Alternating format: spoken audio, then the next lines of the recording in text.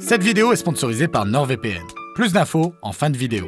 Soleil sur vous, citoyennes et citoyens, bienvenue sur le Nexus 6, je suis le capitaine, et nous nous retrouvons pour un nouveau The Visitor. Créature mythique du cinéma de science-fiction, Predator est de retour dans un film, Prey, vous connaissez mon amour pour cette créature, et aujourd'hui, qui de mieux pour en parler que François Thorel? Bah quoi? Ça fait 24 heures que je suis assis là. Pourquoi? Ouais, super. Quoi? C'était pas hier? Non. Bon bah, on est parti.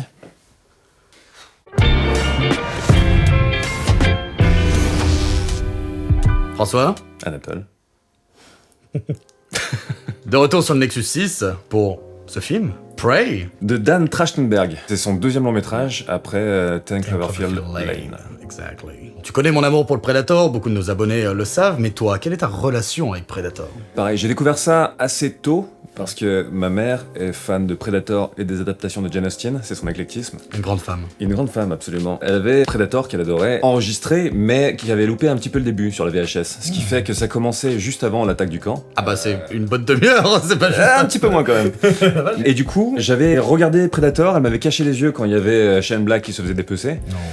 Et mais ça m'a créé un petit peu plus de fantasme autour de ça. J'ai jamais vu le début, là je te révèle. ça va être un petit peu problématique pour... Après, bon, j'ai regardé effectivement le 1, le 2, j'ai suivi la saga avec grand intérêt. C'est un film qui compte pour moi. Est-ce que tu aimes le 2? J'aime le 2, ouais. Pour moi, c'est un petit peu comme La Mouche 1 et 2. Assez sophistiqué dans le premier, et le deuxième est une série B qui a souvent été sous-estimée parce qu'elle arrive après le premier, pas sur le même créneau, et finalement, on la redécouvre pour les qualités qu'elle a. Après, je sais pas jusqu'à quel point il y a le phénomène de nostalgie qui entre en compte pour le 2, qu'on revoit aujourd'hui à l'aune des merdes qu'on s'est tapé depuis, Ouais, et on se dit, ah, c'était pas mal en fait. Mais c'est une authentique bonne série B en fait, qui a réussi à retourner le principe du premier, mais de manière assez organique, naturelle, reprendre le concept de jungle, la chaleur étouffante, cette moiteur de superstition. C'est des films enfiévrés les deux premiers, et c'est ce qui manque d'ailleurs dans les suites. Mais toi, comment t'as découvert les Predators? Très tôt aussi, je crois que je l'ai vu la première fois à 4 ans, film mythique de ma jeunesse. Je suis un gros fan du 2 aussi, que je défendrai jusqu'à la mort. J'irai pas jusqu'à dire qu'on l'apprécierait aujourd'hui parce que les suites, en tout cas tous les films avec la créature ont été très mauvais par la suite, ça aide. Mais pour moi, c'est fondamentalement, objectivement, un vrai bon film. Il y a beaucoup de films de notre enfance que je revois aujourd'hui et dont je me rends compte du manque de qualité. Je pense notamment, même si on n'est pas d'accord là-dessus, à SOS Fantôme 2, qui pour moi est vraiment très en dessous du premier. Oh, il est en dessous. Bon, ouais, mais limite pas bon, même. Là où, quand je regarde Predator 2, à aucun moment je me dis, c'est pas bon. Pour moi, c'est vraiment un excellent film. Tout ce qui est venu après, ça a été déception sur déception. Et s'il y en a un indéfendable que je défendrais bien, c'est le Shane Black. Le Predator. Le Predator, dont la première partie est un mauvais Predator, mais un bon Shane Black. Ouais. Et la deuxième partie, bon, est une merde absolue, mais il y a eu tellement d'interférences du studio que c'est pas étonnant. Et ça, on va y revenir. Ouais. En tout cas, pour moi, celui qui est le pire, c'est le Predators. C'est le plus inutile, en fait. Résumons donc ce film, Prey. Déjà, le choix même du titre est un petit peu révélateur. Retourner un petit peu la perspective et montrer justement tous les rapports entre la proie et le chassé. Et du coup, ça se passe en 1715. 1719, je dirais. À Bilbil. C'est chez les Comanches, une société assez hiérarchisée, les hommes vont chasser, les femmes sont les guérisseuses et partent à la cueillette. Et il y a cette héroïne qui veut montrer qu'elle est une chasseuse d'exception et qu'elle ne peut pas s'en laisser compter par les hommes. Du coup, il y a ce rite initiatique de passage qui consiste en fait à aller à la rencontre d'un chasseur d'exception mais dont tu vas faire ta proie. Et il va se trouver que le prédateur est venu chasser chez les Comanches et qu'elle va se retrouver à faire ce rite initiatique à travers son duel avec le prédateur. Il y a un bon fantasme là qui est, on va dire, assouvi. L'un des concepts du Predator qui peut être intéressant dans une adaptation, c'est de trouver un nouveau cadre intéressant comme l'avait fait le 2 avec la jungle urbaine. Effectivement, le mettre dans l'Amérique pré-colonisation, même si en fait on est pendant, mais j'ai l'impression que les Comanches là n'avaient pas encore eu vraiment contact avec les Européens. Ça apporte un poids. Je rêve d'un film Predator à l'époque de l'homme de Néandertal ou des premiers Homo sapiens. La guerre du feu. Ouais, ça pourrait être la très guerre du très bien Predator. ça. Ouais, ça va être très expérimental du coup. Du coup, Prey, toi t'en as pensé quoi? Au premier visionnage, j'étais assez positif. Et plus j'y réfléchis,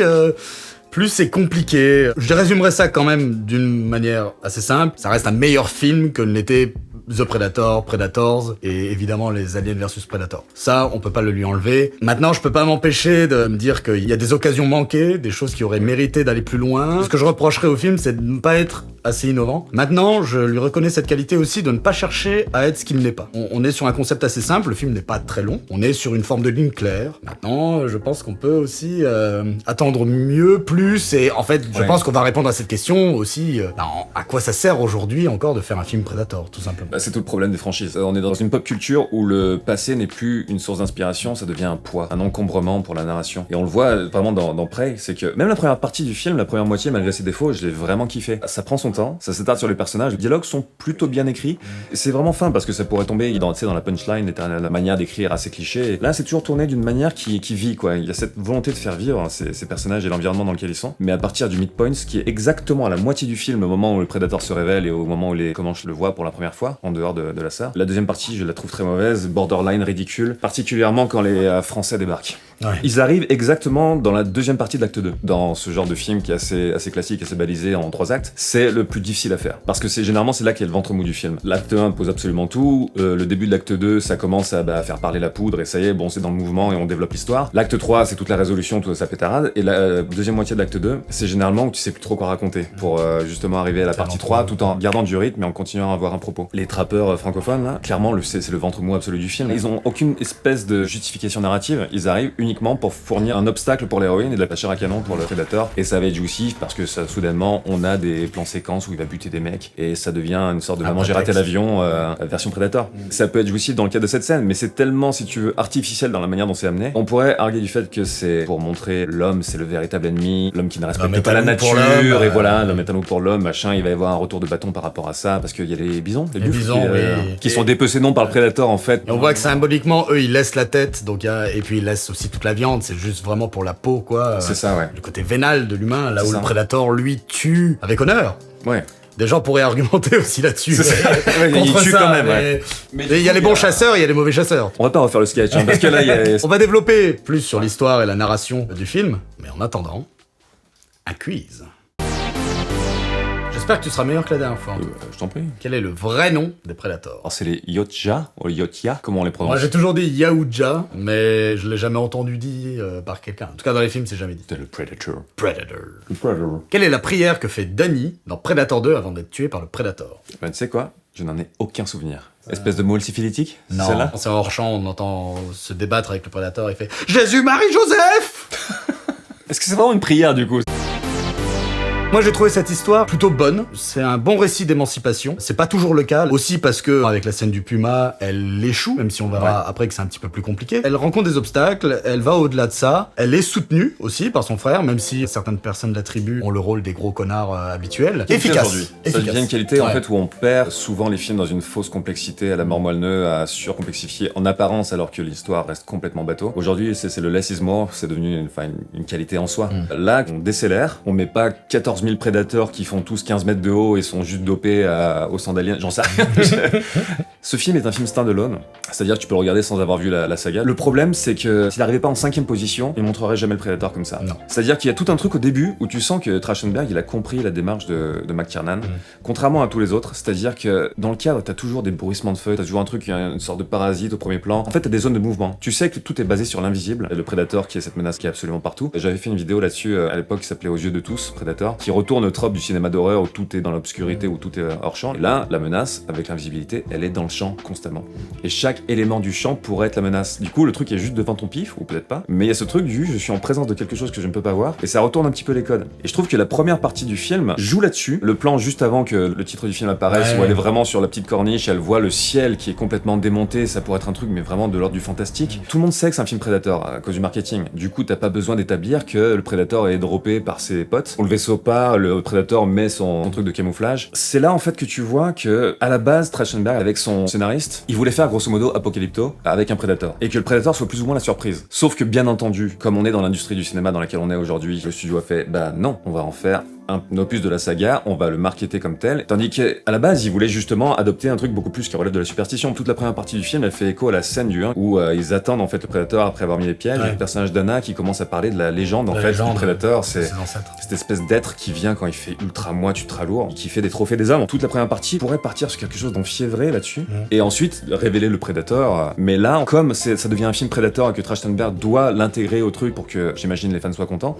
bah en fait, jusqu'au midpoint, c'est la révélation du Prédateur aux yeux de tous, tu vois le prédateur qui se balade. Ouais. Tu ne vois rien d'autre en fait. On sent les ajouts en fait oui, demandés ouais. par la production, puisque donc il y a la scène où il apparaît après le drop du vaisseau, qui est ça. inutile, et c'est paradoxal parce que comme tu le dis, il est invisible. Ils ont rendu l'effet invisible tellement visible qu'en fait on le voit, on le devine même presque parfaitement, même dans ses détails. Et toutes les scènes qui le montrent déambuler, Ouais, tu vois son ouais. sa présence, Ouais. en fait tu ressens sa Il est présence, là, donc il est là. S'il est En pas fait, visible. en plus, là, il est à part pour se cacher d'animaux, ça n'a aucun sens qu'il soit réellement. Bon, bref, il y a la scène du coup bute le serpent. où il bute le serpent, inutile aussi. À part pour donner une excuse à l'héroïne pour dire ah tiens c'est pas normal ça. Oui, voilà, Pourquoi ok, d'accord, c'est vrai. Mais à la limite, cette scène aurait suffi parce que derrière, il y a encore une scène de la chasse du loup avec le lapin qui n'apporte rien, qui ne nous montre rien, à part que c'est un prédateur, mais ça on le sait déjà. Et surtout qu'il y a aucun enjeu sur le fait qu'il est capable de buter un loup. Oui. Qu'il y a aucun mérite à avoir fait ça. Ça en fait un petit bras en fait. Ouais, exactement. Paradoxalement. On va dire que sa réelle révélation, c'est la scène avec l'ours. Ils auraient pu commencer par là, c'est-à-dire pendant toute la première partie du film, comme dans le 1, il n'apparaît que via les corps, voilà, les corps pendus et ensanglantés que le commando trouve, mais sinon, il n'y a rien. Alors que là, la première vision thermique qui apparaît, c'est quand le loup attaque. C'est ça. Ça n'a aucun impact en termes de mise en scène, c'est juste pour faire du Predator. Et dans le premier Predator, il est invisible, mais il fait pas rien. Il observe les guerriers parce que c'est les êtres les plus dangereux en fait qu'il a pu trouver. Du coup, il est en observation pour pouvoir ensuite planifier son attaque. Dans la première moitié de près, il se balade. Littéralement, le film ne sait pas quoi en faire. Beaucoup de gens qui pourront dire ouais, mais on sait que c'est le Predator, qu'il y a une raison en fait de maintenir un suspense là-dessus. Mais c'est pas une question de ça. Pas une question. Même si tu sais quelle tronche elle a dans l'absolu, c'est une menace invisible. Du coup, tu gardes cette atmosphère en fait de superstition, et de peut-être qu'il est là, peut-être qu'il est pas là. En fait, il faudrait iconiser ta menace. Déjà, peut-être parce qu'il y a des gens, ils ont pas vu les autres films, donc il faut que tu penses à ton propre film. Et surtout, même nous qui connaissons par cœur les films, on a envie de ça en fait. Quel est ce côté mystérieux et empouvoiré, j'ai envie de dire. Bien sûr. Surtout qu'ils ont réutilisé l'idée de The Predator, qui était une des seules bonnes idées du film. C'est-à-dire quand il se révèle par le sang qui lui coule dessus. Ouais. Ça aurait été cool de le voir via cette scène pour la première fois. Comme le masque est un petit peu différent de ceux d'avant, quand il apparaît du coup on va dire en négatif sous le sang, on voit qu'il y a quelque chose d'assez particulier dans son design. C'était assez fort. Et tout ça, pour moi, ça posait une vraie problématique par rapport à l'histoire, c'est-à-dire sur la notion de prédateur. Bon, il défonce un grizzly à main nue. Même si l'héroïne, au final, plus par son intelligence, va le vaincre, je trouve que jamais il fait face à une menace assez forte, notamment avec ces trappeurs français, et qui sont tellement caricaturaux que tu sais qu'ils ne représentent rien. Le leader de ces personnages-là aurait mérité à être plus charismatique, plus fort, Ouais, non, c'est une catastrophe. et même créer une forme d'opposition, un trio d'opposition entre la jeune fille Comanche, lui et le Predator. Ça aurait été intéressant. Mais c'est le problème, comme doit jouer avec ce cahier des charges de la présence du Predator, il doit en fait rapiécer plein de choses, et souvent ça passe par bah c'est cool ou pas? Allez, c'est cool. Et si on se faisait une scène en plan séquence où la nana bute tous les francophones du camp, pourquoi pas? Mais tu sens que c'est vraiment, tiens, on va se faire plaisir, on se fait le plan séquence là, est-ce que ça sert un propos, tout ça? C'est pas obligé de servir un propos, tu peux faire juste des trucs cool de temps en temps. Mais quand ça devient tellement évident et tellement artificiel, à partir de la deuxième moitié du film, tout devient des tropes. C'est des cases à cocher. C'est des cases à cocher. Faut faire des scènes comme ça. C'est ça. On est obligé de les faire, faisons-les. Espèce de bête extraterrestre dans le 18e siècle qui fait 2 mètres de haut, qui a tué de la pire manière tous tes potes, bah il continue à l'attaquer en faisant en se jetant sur lui. Tu ne peux que ressentir une menace s'il y a au moins une personne qui se comporte de manière à peu près compréhensible.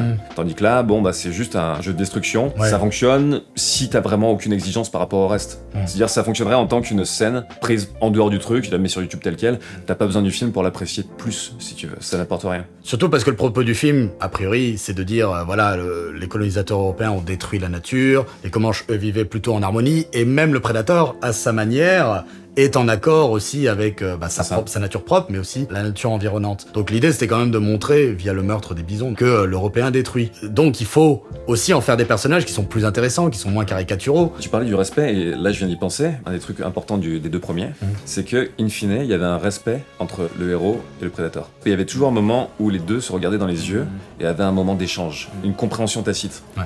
Là, c'est juste un enfoiré. Ouais. Et le but à la fin, et c'est Ouais. juste comme ça, il faut se venger. Elle l'a supplanté. Prey, d'un seul coup, on passe sur la notion de chasse, le chassé devient le chasseur et vice versa. Mais soudainement, on passe là-dessus, on fait du prédateur juste un boogeyman. Exactement. Qui est- Après, j'ai pas envie de reprocher ça au film, justement, de peut-être innover un peu là-dessus. Mais c'est vrai que comme on est habitué à cette créature, qui n'est pas fondamentalement mauvaise, elle est juste ce qu'elle est, c'est vrai que c'est un petit peu dommage. Sur ce qui est de la grosse histoire, donc on découvre à la fin qu'il y aura potentiellement une suite, et notamment, ils font le raccord avec Predator 2, avec le flingue. Est-ce qu'on avait besoin de ça? Surtout, pour moi, symboliquement, ça amoindrit la mythologie, alors déjà du flingue, puisque à la fin de Predator 2, tu vois donc ce Predator chef qui envoie le flingue à Danny Glover. Donc tu comprends que les Predators viennent depuis des centaines d'années, peut-être même certainement ce Predator-là qui vivrait très longtemps. Ça crée tout un truc. Tout de suite, tu t'imagines une histoire. Voilà, ce Predator, il s'est battu contre un pirate il y a des années. Enfin, c'est génial. Là, d'un coup, c'est le pistolet d'un personnage lambda nul qui ne fait que le donner à l'héroïne. Ouais, qui l'utilise une Voilà, fois. pour le coup, ça l'aide vraiment, mais je veux dire, c'est pas important. Ça minimise sa propre symbolique de guerrière à elle, puisque on lui Complètement. donne un outil qui n'est pas le sien au final, et on essaye de raccrocher ça avec la fin. Mais un exécutif de studio ouais. te dirait ouais mais attends le deuxième, on va t'expliquer pourquoi. Tu Comment diras, elle va le J'en ai prendre, rien bien à sûr. foutre. Mais oui. Vraiment. Un des problèmes de la pop culture aujourd'hui, Ouais. c'est vouloir à tout prix répondre à des Ouais. questions dont personne n'a rien à foutre. Bah, moi, fondamentalement, ça m'aurait plu, mais bon, vous allez faire une suite, très bien, bah, foutez pas ce flingue-là, foutez ce flingue-là dans le 2, et l'héroïne, elle est toujours là, et on tombe sur une espèce de pirate italien qui va peut-être l'aider, ou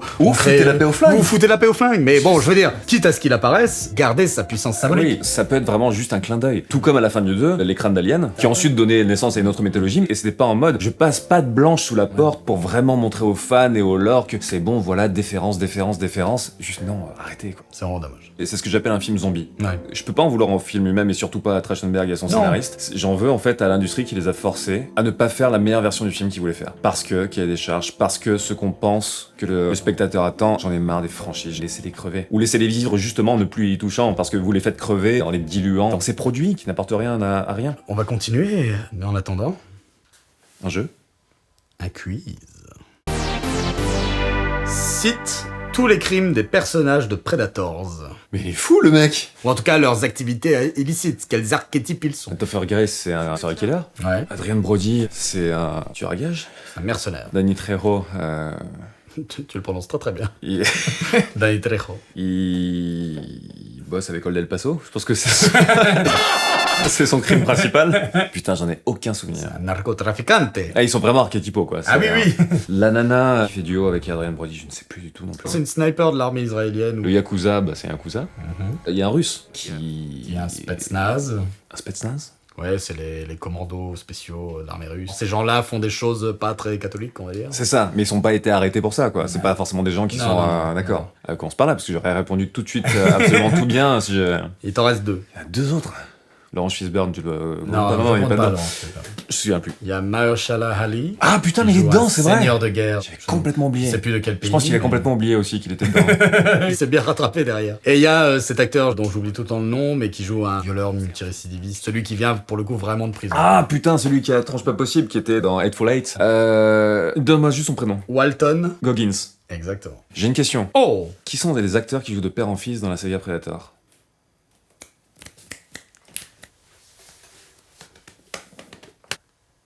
Ah, mais oui, ok. Il y a Gary Busey dans Predator 2, donc, Ouais. qui joue le mec de la DEA. Et il y a son fils, qui jouait dans Starship Troopers, mais je ne sais plus son nom. Jake. Jake Busey, Ouais, qui joue le scientifique dans The Predator. bien joué.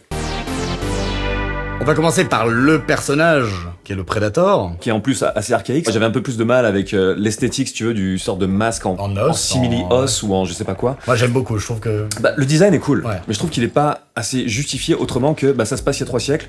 Du coup, bah, même les Predators ils sont un peu plus archaïques. Bah ouais, mais en attendant, ils voyagent toujours dans des vaisseaux spatiaux Ouais. et ils ont la même technologie qui leur permet de parcourir l'univers pour faire des safaris. Ils sont en safari. Combien de fois fera-t-il que je vous le répète, les tigres, les panthères est en safari. Va te faire foutre! Il n'y a pas de panthère, d'ailleurs, dans le film, C'est vrai. triste. Mais il y a des pumas. Des Piuma. Mais du coup, c'est pas un gros souci. Tu vas pas passer 1000 ans à expliquer ça, mais c'est vrai qu'un détail, un truc, un machin qui aurait pu te dire que on fait pas ça juste parce que c'est cool et parce que c'est. Non, c'est mais sympa pour moi, en esthétiquement. soi, vraiment tout l'attirail, même son bracelet est en os, enfin, il y a des petits détails comme ça. Les armes, je les trouve plus dures. Ah oui, ça met complètement. Disons que, dans le cadre de ce genre d'incohérence, ils ont fait ce qu'ils pouvaient. Ce qui me dérange, c'est plus quand il enlève le masque, je trouve qu'il ressemble absolument à rien. Mais c'est intéressant parce qu'il ressemble quand même pas aux autres prédateurs et c'est là que tu vois la diversité des visages. Après, il est pas super bien fait. Non, moi, c'est ça qui me pose problème. Tu le vois aujourd'hui, en général, dans le cinéma, je trouve que sur ce genre de choses, les masques, il y a un manque de peaufinage. Predator 1, Predator 2, chacun d'entre eux avait des détails sur le visage, c'était- etc. c'était des masques. Je trouve qu'on le ressent, là, aujourd'hui. T'as moins les petites mains qui font ces petites choses, ces petits picots sur le visage. Bah, c'est plus les mêmes enjeux aussi, étant donné que l'accent est plus mis sur la finition et sur le travail, par exemple, de Stan Winston sur l'original, et Oui, quand tu oui. vois le Predator qui enlève son masque, bah, tu veux savoir quelle est cette bête parce que tu la découvres pour la première fois. Tandis que là, le Predator, tout le monde le connaît par cœur. Ils se sentent plus obligés de le montrer de la même façon. C'est juste un guerrier qui est montré comme n'importe quel autre personnage. Là, c'est une espèce de protubérance blanchâtre avec 2 yeux enfoncés. J'ai l'impression qu'ils ont rajouté des CGI d'ailleurs. Ah, complètement. Alors qu'il y a une version du masque existante. Ces grandes mandibules plus grandes, ça Ouais. c'était intéressant. Qui sont plus de l'ordre de la membrane, Ouais, ouais. si tu veux, Non, plutôt c'est- que les anciens qui étaient des mandibules beaucoup plus en dur. Ce côté archaïque dont tu parles, je le ressens dans le fait qu'il est particulièrement con, ce Predator. Ouais. Il fait des grosses erreurs, donc on comprend tous comment fonctionnent ces 3 lasers de visée. Quand il tire, les projectiles vont là où le laser touche. À plusieurs reprises, il se fait avoir par ça et il meurt à cause de ça. Il y a une forme de manque de respect pour la créature. Et le truc, c'est que le Predator voit tout le monde grâce à son masque et sa vision thermique. Ouais. Là, c'est selon le scénario, juste des fois sa vision thermique elle marche pas. Ouais. Il y a tous les Français qui sont cachés juste sous une bâche de couleur terre et qu'il arrive au milieu, il faut il sort, tu lui balances un filet dessus. Il les a pas vus et quand elle réalise en fait que la plante enlève la chaleur Ouais. du corps et que le mec est invisible pour le Predator quand il est au sol, elle est juste à 2 mètres cachée derrière un arbre.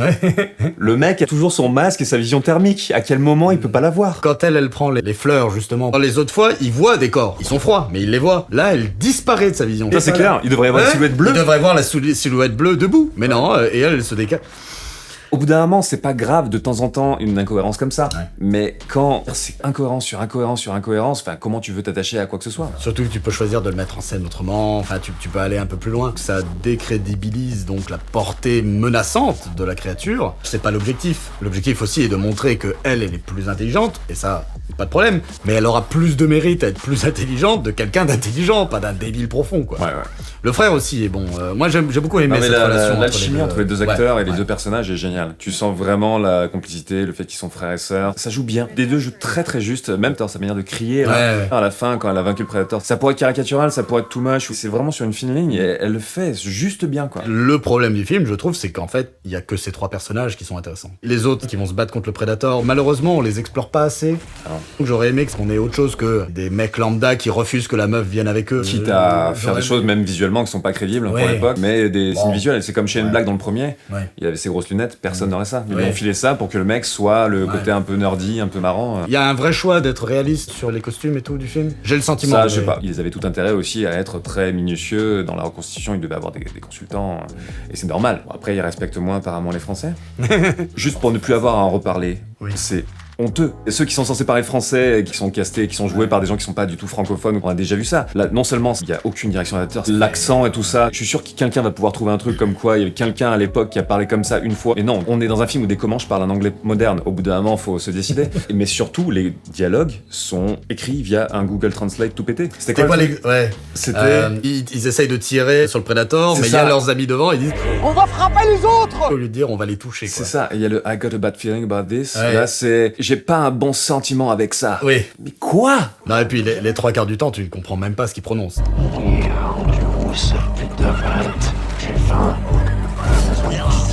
C'est même pas des Québécois qui parleraient le français Je crois québécois. qu'il y a un ou deux Il y en Québécois a un dans ou le tas. deux, mais tout le reste, je suis persuadé que c'est des Québécois anglophones qui ont menti en disant qu'ils savaient parler français à la production américaine. du Renforcé truc. par certains qui Oui. étaient juste. Alors eux, Ouais, rien à voir voilà, avec le c'est fromage, ça. quoi. Et le personnage du chien, C'est vraiment un good boy.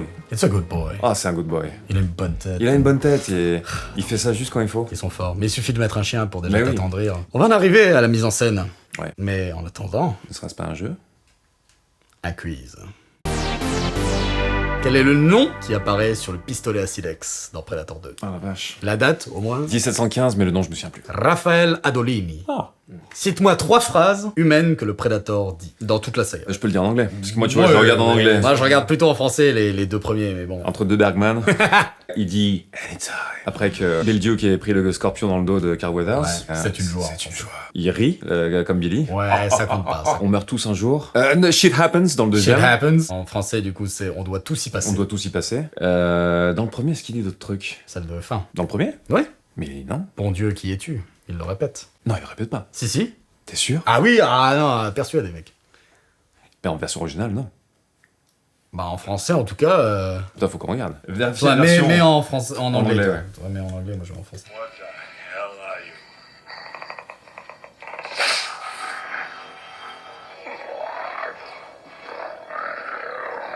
Fuck! J'avais complètement fait un passe là-dessus. Toi, t'as juste compris que c'est qui l'étouffait. Moi, il y en a un, c'est mon préféré du 2. C'est presque comique. C'est lequel? Quand il se bat contre Bill Paxton. Bill Paxton. Oh là là là. Bill Paxton. Oh yeah, yeah, yeah. qui a été tué par un Predator, par un Terminator et un par Alien. un alien. Il lui dit « Tu veux un bonbon ?» Bien joué. Anytime. Celle-là, elle va te plaire, je pense que tu la connais. Quelle est la blague que fait Arnold Schwarzenegger à Jesse Ventura pendant le tournage de Predator 1 ? Il paraît une bouteille de champagne, que ses bras sont plus gros. Et il a dit au département costume de donner à Jesse Ventura des dimensions un petit peu inférieures à la vraie taille de son bras. Du coup, Jesse Ventura a appris qu'il avait des plus gros bras que Monsieur Univers. Il était très content. Ensuite, Schwarzenegger a pu lui parier une bouteille de champagne. Et il a gagné une bouteille de champagne ainsi. Voilà, un bon moment de virilisme masculiniste des années 80.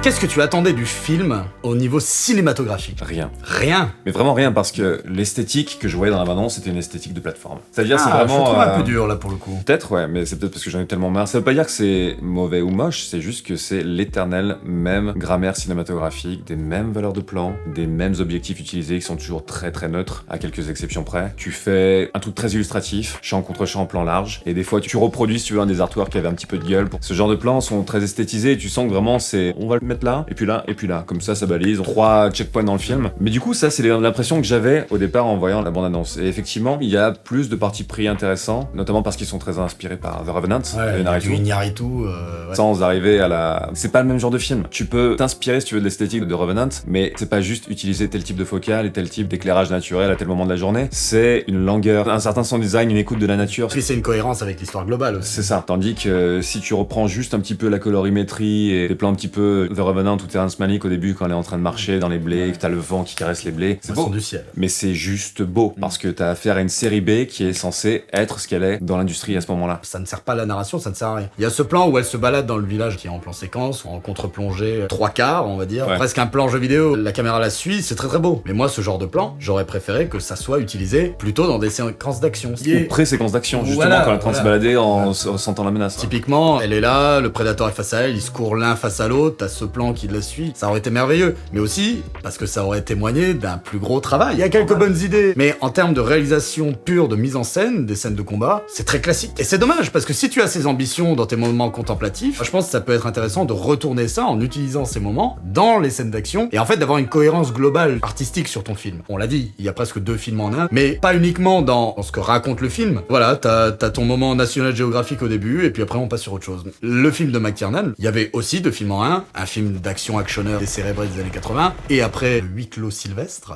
tel que je l'appelle, mais il y avait une cohérence en termes de réalisation et de mise en scène. Là, t'as vraiment une coupure et c'est pas du tout la même chose. Et je trouve ça dommage. Après, ça, c'est pas un truc, je pense, que tu peux reprocher comme un manque d'ambition à Trachtenberg. Moi, je critique le système, c'est pas Ouais, le c'est réalisateur. ça, mais hein, complètement. Parce qu'il y a certains autres films où c'est clairement un je m'en foutisme de Ouais. la part de l'équipe créative qui est Oui, derrière. aussi. C'est juste, c'est torché comme Ouais. les produits, sauf que là, t'as l'impression que ça compte pour eux. Voilà. Et que bien entendu, il aurait voulu placer plus de temps, mais il y a un certain budget, un planning de tournage, les exécutifs derrière qui disent il y a un peu plus de Predator là, s'il vous plaît, c'est ça, là, on voilà, n'a pas compris. moins de Predator, moins Ah de ouais. personnages lambda dont on se fout, etc. Et puis tu gardes cet argent. Complètement. C'est pour ça que j'appelle ça un film zombie. Dans ce contexte-là, ça serait un miracle d'aboutir à autre chose. Ouais. C'est déjà un miracle d'arriver à un film qui est pas totalement dégueu sur ce genre de franchise. Oui. Mais alors, aboutir à un film qui justement serait un The Revenant ou un Apocalypto avec un Predator, dès le départ, c'était pas les bonnes cartes quoi. Et c'est pour ça que dès la bande-annonce, j'étais en mode, bah, tu sais ce que tu vas voir. Moi, je t'avoue que j'ai quand même vu quelque chose de mieux que ce à quoi je m'attendais. Moi, je m'attendais même pas à avoir une bonne surprise pendant la première partie Ouais. du film, parce que vraiment, j'étais en mode, putain, cool. Je m'intéressais à ces personnages, je voulais pas qu'il leur arrive des pépins. Des pépins. Des pépins. Là, t'as une saveur en fait du film qu'il voulait faire à la base. Et après, tout.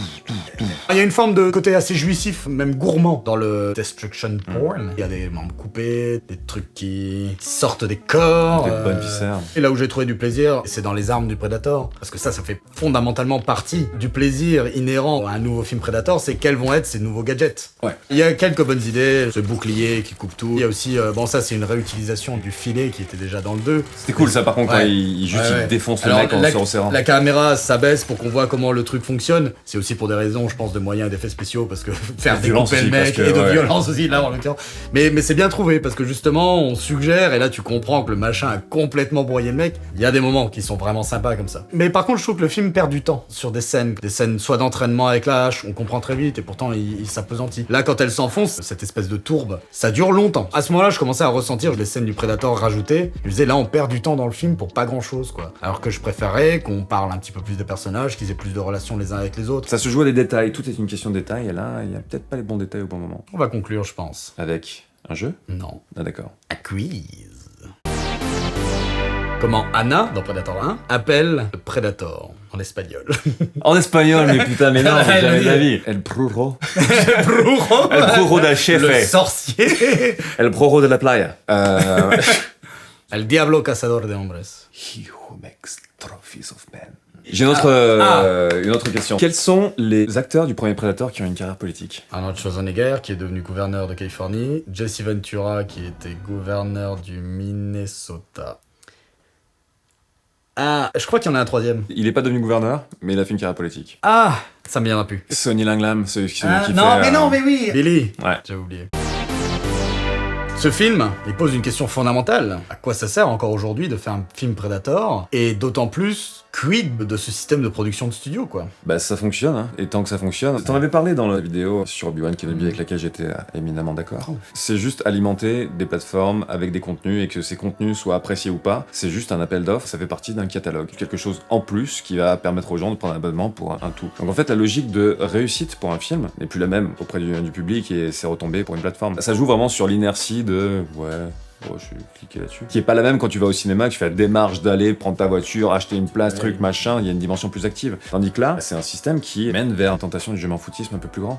Et encore une fois, il n'y a pas de je m'en foutisme, je crois, à la base de ce film. Mais avoir à le faire dans ce système-là et en même temps, dans quel autre système tu peux le faire aujourd'hui? À part le faire en hold-up comme un fan-film de luxe sur YouTube, je sais pas. C'est un petit peu difficile de voir comment ça pourrait être autrement. Dans cette logique de plateforme, il y a des cahiers des charges, il y a Bon, ça a les toujours gens été le qui cas. Oui, mais les gens qui dirigent sont dans une autre logique. Je pense qu'à une époque, ça, ouais. quand même les gens qui dirigeaient et qui étaient là pour faire de l'argent, hein, même le premier Predator c'était fait pour faire de l'argent, il y avait une ambition artistique. Et c'est là où aujourd'hui tu la ressens moins. Un film Predator, c'est quoi? C'est des personnages identifiables, identifiés et qui ont une forme de charisme et une vraie présence. C'est un Predator menaçant, avec des gadgets cool qui vont pouvoir déterminer aussi la mise en scène et des idées de pièges, de choses comme ça qui sont intéressantes. Et c'est pour moi, et ça c'est très important, une forme d'innovation dans la mise en scène et dans la narration. Bon bah le film ne remplit clairement pas ces quatre aspects. On le répète, par rapport aux deux Alien vs Predator, à Predators et à The Predator, c'est vachement mieux. Mais aussi sympathique que soit ce film, à quoi sert-il? C'est vrai que les questionnements qui se posent aujourd'hui sont différents, mais ça a toujours été le cas. Pour faire un bon film dans un certain type de circuit, tu fais pas le film avec l'industrie, tu le fais contre l'industrie. Tu fais un hold-up en tant que metteur en scène et équipe créative. Si tu regardes le making-of du premier Predator, McTiernan, il a entourloupé le studio et les financeurs. Il voulait juste tac boum boum, piou piou, et c'est ce qu'il leur a donné. Mais il y avait une deuxième lecture, et il arrivait par juste sa mise en scène subtilement sophistiquée, et c'est le premier à dire qu'il a fait juste un film popcorn. Il était pas en mode oui, une inspiration de Tarkovsky sur telle scène. Non, c'est un film popcorn, mais avec un fond. Et avec une forme. Encore une fois, c'est pas parce que tu fais un film pour pas se prendre la tête qu'il faut faire n'importe quoi. Exactement. Et le mec, il le fait bien, il a juste une mise en scène qui est adaptée à son sujet, et il a réussi à entourlouper déjà le système à l'époque. C'est juste qu'aujourd'hui, le système, je vois pas comment l'entourlouper. Il y a plus de place pour les anomalies. Tout est tellement ancré dans un flux et dans une sorte d'efficacité que putain, le recul pour faire ça, le temps que tu dois prendre, c'est vraiment très compliqué. Et une logique de marque et de saga aussi. Mais c'est terrible parce que les commentaires positifs sur Prey, la plupart, j'ai l'impression que c'est bah, ça va. C'est comme s'il y avait une sorte de dépit qui dit pas trop son nom. On est tellement abreuvé de contenu de merde du coup que quand un truc fonctionne à peu près, c'est la timbale quoi. Et est-ce que ça aurait été un meilleur film si ça avait pas été Predator? Oui, clairement, si le film n'avait pas eu à s'encombrer de la figure du Predator et tout ce que ça a amené en termes de mythologie de studio, mais même plus mythologie créative, il aurait été 100 fois meilleur. C'est comme Prometheus. S'il avait pas essayé d'avoir un lien avec la... S'il avait pas essayé d'avoir un lien avec la saga Alien, ça aurait été un bien meilleur film. Il y a beaucoup trop de défauts pour que... Ah oui, mais aussi... Outre, Ah non, mais il est pété de défauts. Mais ce qu'il essaie de faire, mais toute la saga qu'il essaie de faire avec Covenant et tout ça, encore une fois, il s'encombre d'une mythologie qui est pas censée être là. Je fais un AVC. Et ça aurait été un excellent film s'il y avait le Predator, mais qu'ils avaient pu faire ça à la manière dont ils voulaient le faire au début. Apocalypto et surprise, c'était un putain de Predator. Ouais, vraiment, ça aurait été super. Ah ouais. J'ai envie de le revoir. Ce film m'a donné envie de revoir Apocalypto. Complètement. Est-ce qu'on a répondu à la question? Quelle question? Les studios, poète. Ouais. Ouais. Ah ouais, complètement. Il reste à faire un Dylan, le son of a bitch. Mais avant, un sacré quiz. Ne serait-ce pas un jeu? Non. Raconte-moi en entier une blague de Hawkins dans Predator 1. Bah en anglais, du coup, I was going down on my girlfriend and I would say, damn, you got a big pussy. Damn, you got a big pussy. And she said, why are you saying it twice? I said, I didn't. Ouais. Get it? Eh bah oui, It was the echo. c'est l'écho. Qu'est-ce qu'il dit déjà en français? Merde, il est énorme ton minet. Il est énorme. En plus avec cette voix Merde, il est énorme ton minet. très nasillarde du doublage des années 80. Quand Bane propose aux autres de chiquer, qu'est-ce qu'il leur dit que ça va faire comme effet? Ça va les transformer, du coup en français, en Ah, sorte en de français tyrannosaure sexuel? Non, Parce qu'il dit goddamn sexual tyrannosaurus. ça va vous faire bander comme des dinosaures. Ce qui est faux scientifiquement parlant. Sûrement, Parce que oui. les dinosaures avaient des cloaques, comme les poules, puisque ce sont des dinosaures aviens. Ouais. Ils se frottaient le cloaque, comme ça. Enfin, c'est comme ça que je l'imagine, grosso modo. Un Je sais 6 pas. heures cloaque. Enfin, je vois un tyrannosaure se D'accord. mettre comme ça pour cloaquer l'autre cloaque. Bref.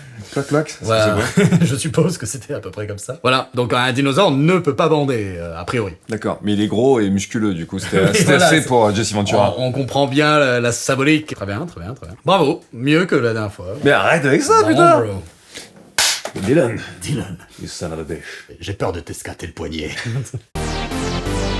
Bon, en conclusion, on vous invite quand même à regarder Prey, vous passerez un très bon moment. Très bon, je sais pas, mais c'est intéressant à voir aussi pour comprendre aussi où va l'industrie, mais c'est pas le pire. Peut-être que vous passerez un bon moment, c'est cool. Oh, il y a son lot de petits plaisirs coupables. C'est ce que c'est censé être. Bon, regardez-le. Mais regardez surtout Apocalypto. Tu deviens quoi, François? C'est quoi les news? Il y a les 10 ans de la chaîne qui arrivent en septembre-octobre, du coup je prépare des trucs pour ça, et puis après je pars vivre loin. Genre l'espace, mais sur Terre. Ouais, Et toi, c'est quoi les news? mourir. Ok. Merci d'être venu une seconde fois, peut-être la dernière, Un apparemment. grand plaisir. Non. Espèce de... Je trouverai toujours un moyen de revenir ici. Je te téléporte? Bah oui, À très bientôt, François. bientôt. Ciao. Merci pour votre écoute, citoyennes et citoyens. L'épisode 8 de la trilogie Nexus 6 est disponible. Si vous ne l'avez pas vu, foncez le voir. Merci également à NordVPN, notre partenaire qui a sponsorisé cette émission. Un VPN vous permet d'être davantage protégé lorsque vous surfez sur le net. Il chiffrera et sécurisera votre connexion, notamment en changeant votre adresse IP afin que vous soyez anonymisé et qu'on ne puisse pas accéder à vos données, par exemple lorsque vous devez utiliser un Wi-Fi public.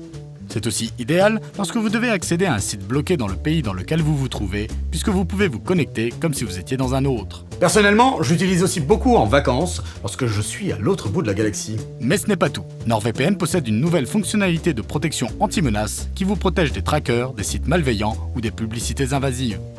Ça vérifiera également les fichiers que vous téléchargerez et les effaceront immédiatement s'ils sont infectés avant qu'ils puissent endommager vos données. Et ça m'a souvent sauvé la mise lorsque les membres d'équipage achètent n'importe quoi sur Mr. Chrome. Cette fonctionnalité pourra être activée même sans que le VPN soit actif. En cliquant sur le lien dans la description, nordvpn.com/nexus, vous aurez droit à une réduction pour un engagement de 2 ans et 4 mois gratuits.